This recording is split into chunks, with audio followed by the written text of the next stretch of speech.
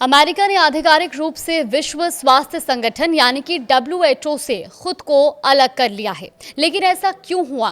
क्यों America WHO से नाराज था?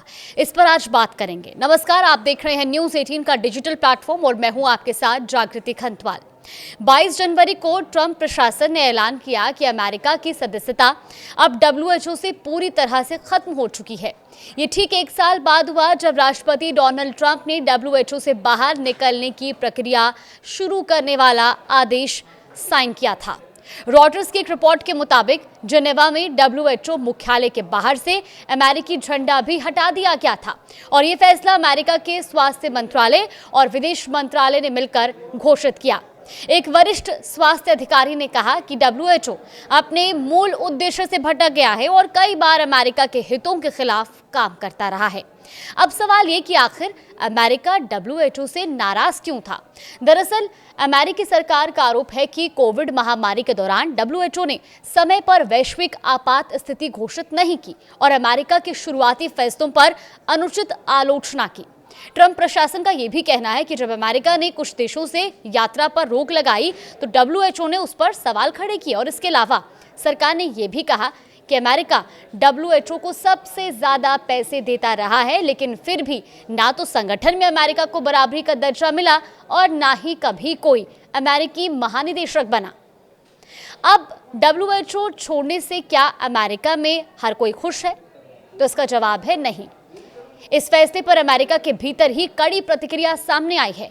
सार्वजनिक स्वास्थ्य विशेषज्ञों का कहना है कि WHO छोड़ना अमेरिका के लिए खतरनाक साबित हो सकता है।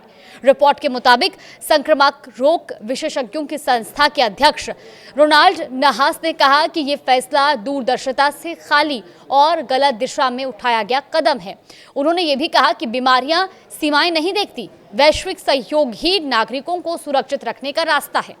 WHO से बाहर निकलने से अमेरिका को इबोला जैसी उभरती बीमारियों और हर साल फैलने वाले फ्लू पर नजर रखने में परेशानी होगी।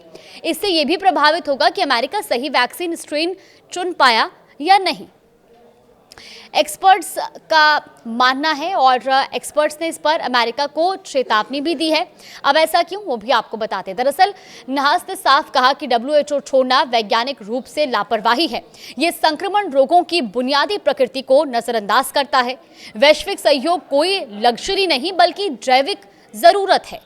अब सरकार का जवाब है कि अमेरिका वैश्विक स्वास्थ्य में अपनी भूमिका बनाए रखेगा। स्वास्थ्य मंत्रालय ने बताया कि उसके 2000 से ज्यादा कर्मचारी 63 देशों में काम कर रहे हैं और सैकड़ों देशों के साथ द्विपक्षीय समझौते हैं।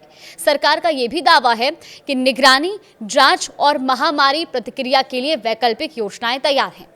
WHO से कोई देश कैसे बाहर निकलता है वो भी आपको बताते हैं। संयुक्त राष्ट्र के नियमों के अनुसार WHO से बाहर निकलने के लिए 1 साल का नोटिस देना और बकाया राशि चुकाना जरूरी होता है। अमेरिका ने 1 साल का नोटिस दिया था, लेकिन अभी भी उस पर $270 मिलियन से ज्यादा बकाया है। ट्रंप प्रशासन का कहना है कि WHO के संविधान के तहत अमेरिका पर यह राशि चुकाने की बाध्यता नहीं बनती।